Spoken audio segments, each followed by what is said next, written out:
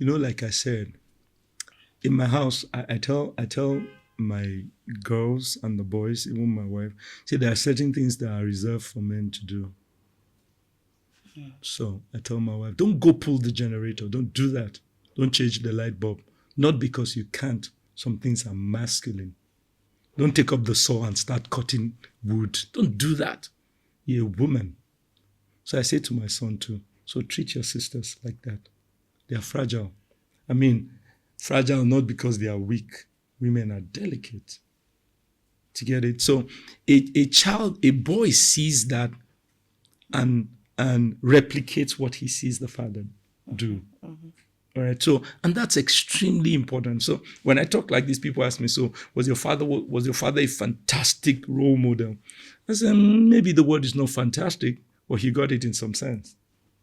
I can beat my chest and say, my dad is 77 years old. He is a one-woman man. My mom used to say, your dad cannot cheat. When we kids say, your dad cannot cheat. He's too godly, he can't cheat. And I watched my dad all his life. So, I mean, where will I learn how to cheat from? I had a model. My father used to say, one wife is a lot. One woman is a lot. And when I was younger, my dad used to tell me, Benga, be patient. You have to be patient with women. You have to be patient with women. Sorry for those of you who don't speak Yoruba. I want to sing one song my dad used to sing. It's by Ebenezer Obey. Suru la fin soko buri. Do you know what it means? It takes patience to be the husband of a woman. To tend a woman, you need patience. I used to like, no, it takes love, not patience. Now I'm older. I know that it takes patience. So I saw that in my dad. My dad's commitment to God, church, was unwavering. My dad will tell you that I can show you my tithe card. I give, I pay my tithe, I don't miss it. I learned discipline from him.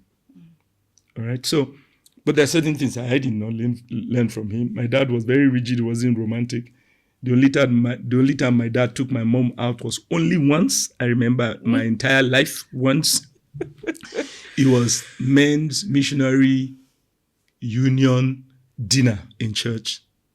And he took my mom for that dinner. That was the only dinner date they ever had in all the 20-something years I was in their house. So that I didn't want to.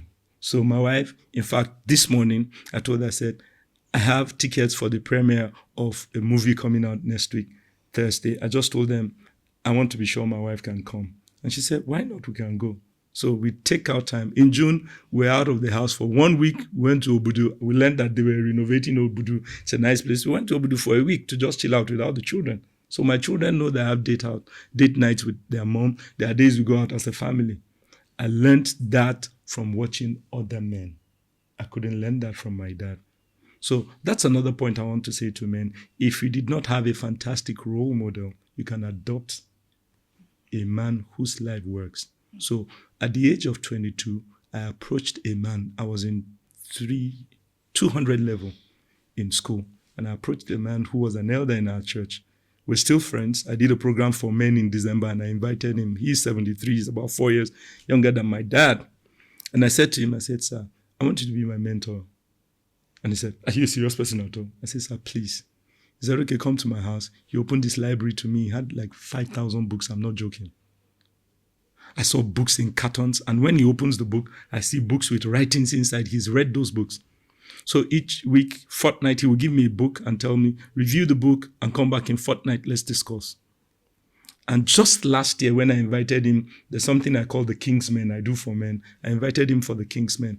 And I said to him, I said, I'm saying this to you, Elder Dogun, for the first time. I've never said it to you. Do you know why I approached you? I saw the way you treated your wife and your children. Oh my God. He adores his wife.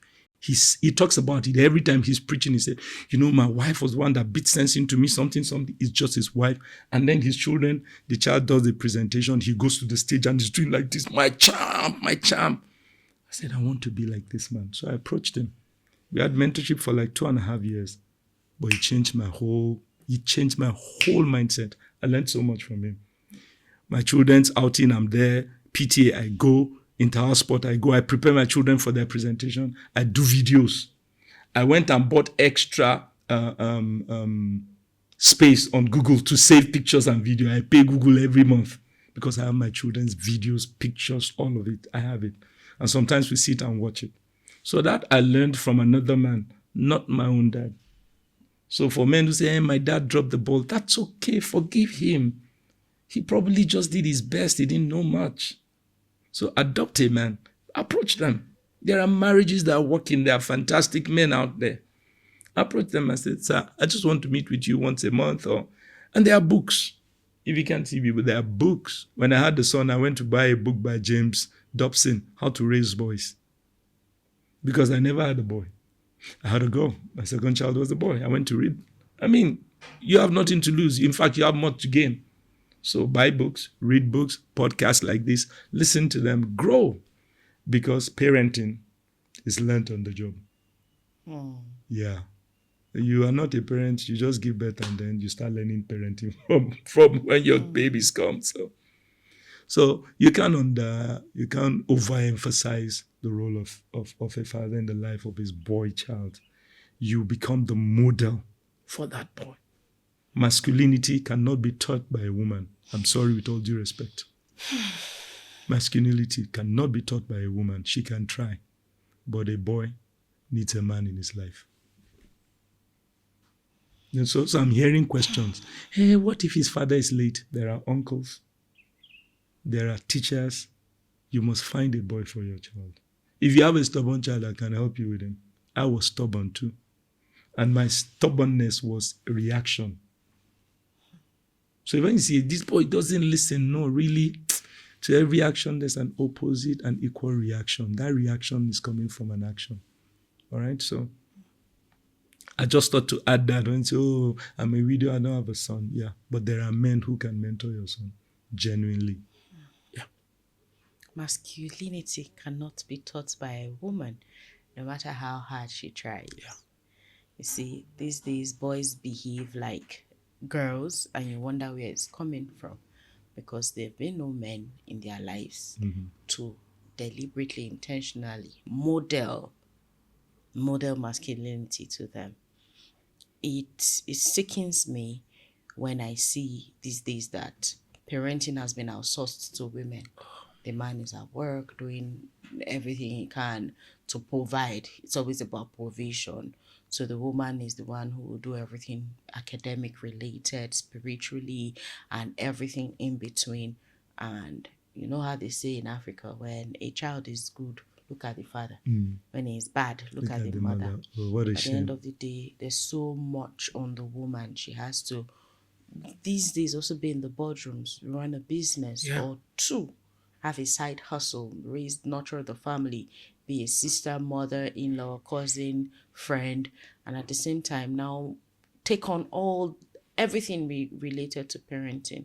Fathers, yes, she may be very good with the girls, she may be modeling to the daughters. You cannot outsource taking care of your boys, teaching them to her. She does not feel things the way you do. You were wired differently. So you have to teach some of these things to your son. Deliberately, intentionally, that please, it's a pity now that we have to beg.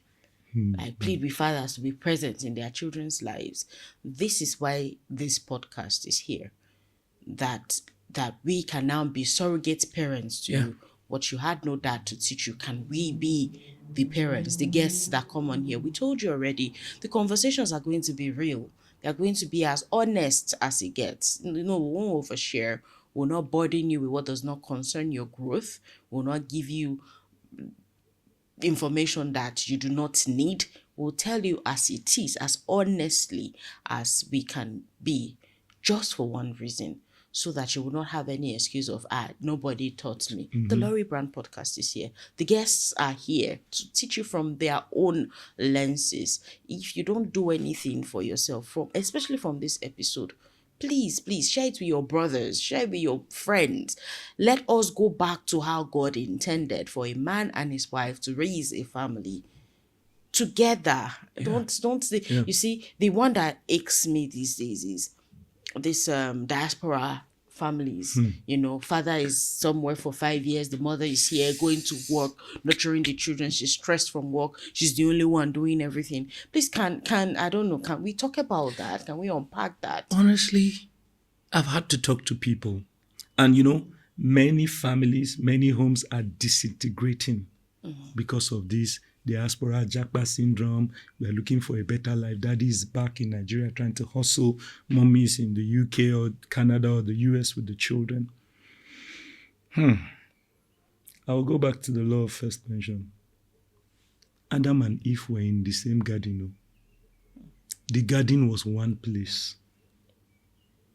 The day Eve messed up was the day she was absent from Adam. Yeah. So the Bible says 2 heads are better than one. Yeah. So the day she messed up was the day Adam was nowhere to be found in the garden. Now, a family can be separated because, mommy went to school. I tell people, let it be protracted. We're away for a year because she's studying, and then we're back. We're away for 2, 3, 4, 5, 6, 7 years, and the father visits once in a year. Oh my God, you don't know what's coming. You really don't know what's coming. I mean, it's like a young guy, you're in love with a girl, and you see her only 3 times a year. Let me tell you what happens. It affects single people getting into marriage. You not get into marriage, say, Binga was never like that. No, he was always like that. You are too far to be able to see. Somebody, a janitor in our office on Tuesday, there's something we call knowledge sharing session. So we allow everybody share. So this particular guy, Tunde, it was this session to teach.